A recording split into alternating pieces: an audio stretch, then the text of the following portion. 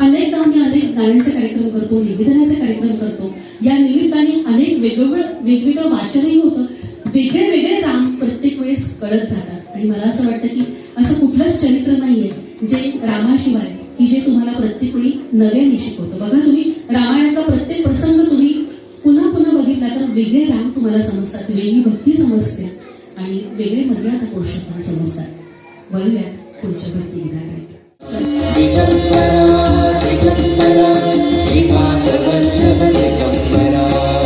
वाटवळणाची जीवाला एवढी दिसते समोर नरसोबाची वाडी.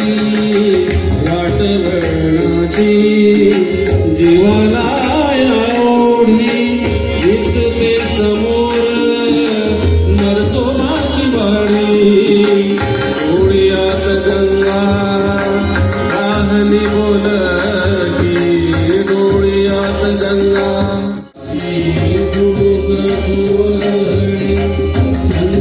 चंदनासारखी निभावून घेऊ सकाळची आरती. निभावून घेऊ सकाळची आरती.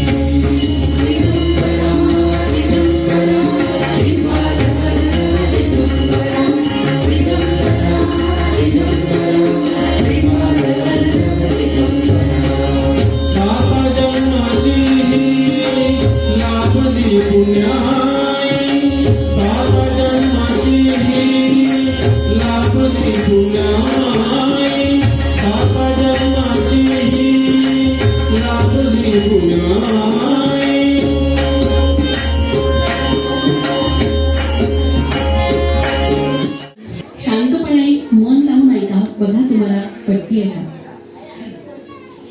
हा प्रसंग तेव्हाच आहे जेव्हा एकनाथ महाराज भावार्थ रामायण लिहित होते.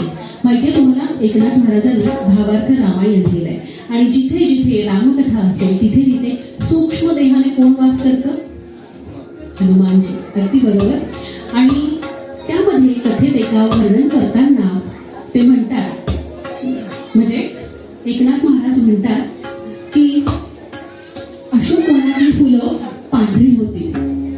त्या क्षणी मारुती तिथे येतात आणि म्हणतात, नाथा कुठे गेला होतास अशोक वनात?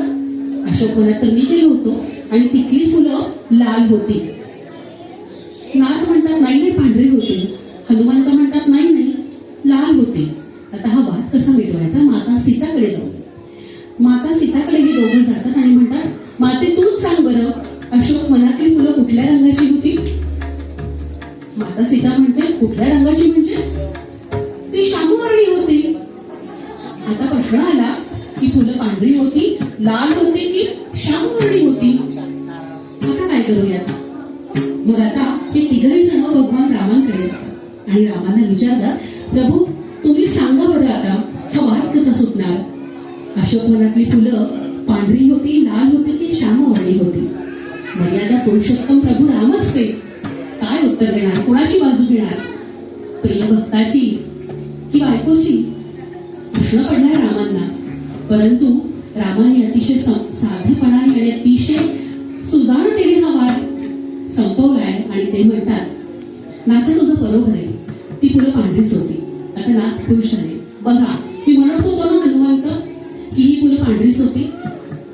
पुढे राम म्हणतायत, नाही हनुमंता, जेव्हा रावण सीतेला त्रास देत होता तेव्हा तुझ्या डोळ्यामध्ये अत्यंत प्रक्षोभकता होती. तुझे डोळे रागाने लालबुंद झाले होते म्हणून तुला अशोक वनातली फुलं लाल दिसली. तेव्हा हनुमंत सुद्धा खुश झाले आणि माता सीतेकडे बघून प्रभू रामचंद्र म्हणतायत की अगदी बरोबर आहे सीता, ही फुलं शामवर्णी होती कारण सीतेच्या मनात रामाशिवाय दुसरं कोण आहे? तिला जळी स्थळी काशी पाषाणी अशोकवनात सुद्धा प्रभू रामचंद्रांचाच भास होत होता. त्यामुळे तिला तिथली सगळी फुलं ही श्वेतवर्णी दिसली. त्यामुळे प्रभू रामचंद्रांनी सांगितलं, जसा डोळ्यातला भाव, जशी भक्ती, तशी समोरचा तसा समोरचा देव.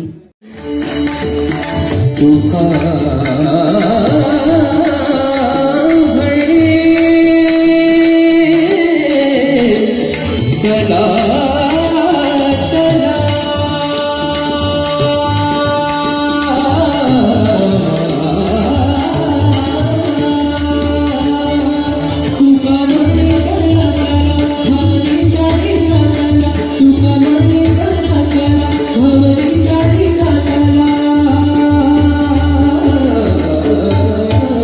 वेढा वेढा रे पंढरी वेढा वेढा वेढा वेढा वेढा रे वेढा वेढा पंढरी पंढरी पंढरी वेढा वेढा रे पंढरी वेढा वेढा रे पंढरी वेढा वेढा रे पंढरी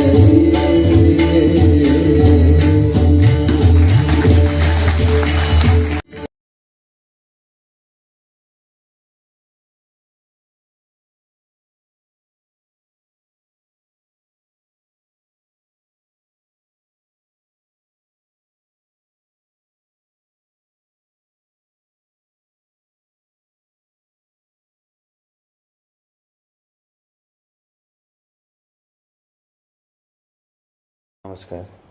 श्री स्वामी समर्थ महाराजांच्या प्रगट दिनानिमित्त आपल्या DSK विश्वमधील श्री स्वामी समर्थ केंद्रामध्ये सूरसंगम प्रस्तुत माझी माय अक्कलकोटी या भक्तिगीताचा जो कार्यक्रम झाला तो कार्यक्रम अतिशय सुंदर झाला.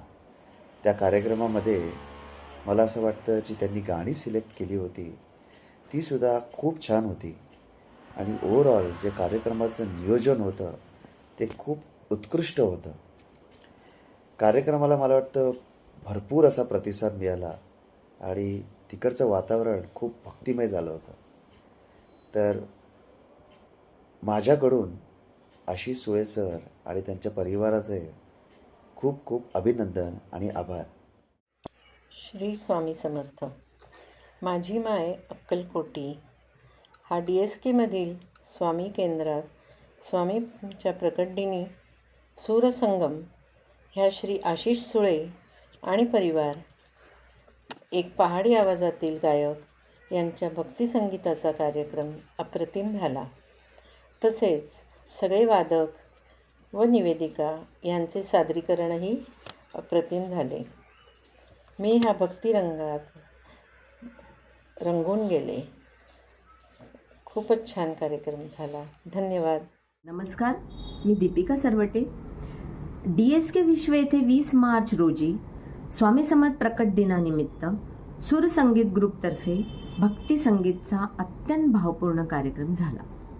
कार्यक्रमाचे प्रत्येक गायक अर्थातच अथर्व सुळे, नीलकंठ सुळे, रुपालीताई सुळे व मनोज उल्हे यांनी आपल्या सुरेल आवाजाने आणि मनोभावाने सादरीकरण केला.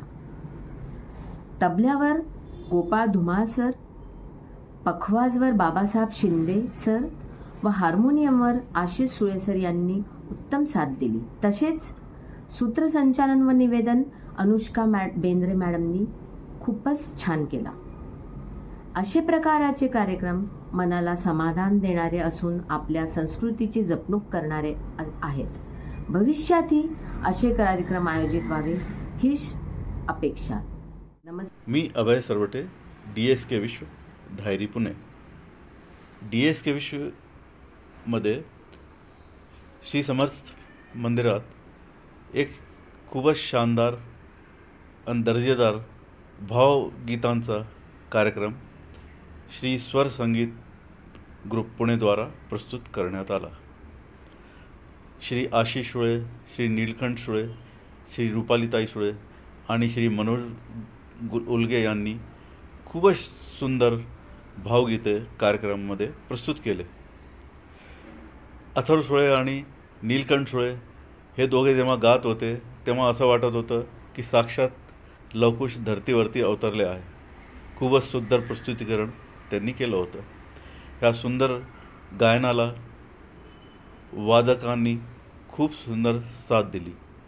तबल्यावरती श्री प्रकाश धुमाळ, पखवाजावर श्री बाबासाहेब शिंदे आणि हार्मोनियमवरती श्री आशिष सुळे सरांनी खूपच सुंदर संगत दिली. कार्यक्रम खूपच सुंदर आणि दर्जेदार होता आणि साऊंड सिस्टम पण खूप चांगलं होतं. असेच कार्यक्रम DSK विश्वमध्ये वारंवार होत राहतील अशी माझी अपेक्षा आहे. नमस्कार. जय श्री स्वामी समर्थ. नमस्कार. मी सुभाष जीवनगेकर. परवा श्री स्वामी समर्थ महाराज यांच्या प्रगट दिनानिमित्त DSK विश्व येथे स्वामी समर्थांच्या मठामध्ये मला एक अतिशय अप्रतिम कार्यक्रम बघायची संधी मिळाली. श्री सोळे, आशिष सोळे आणि त्यांचा कंप्लीट परिवार ह्यांनी तो कार्यक्रम केला होता, भजनाचा कार्यक्रम केला होता आणि त्याचं अतिशय उत्कृष्ट सादरीकरण मला पाहायला मिळालं. त्यांची मुलं नील आणि अथर्व ह्यांची तयारी पाहून मी थक्क झालो. एवढ्या लहान वयामध्ये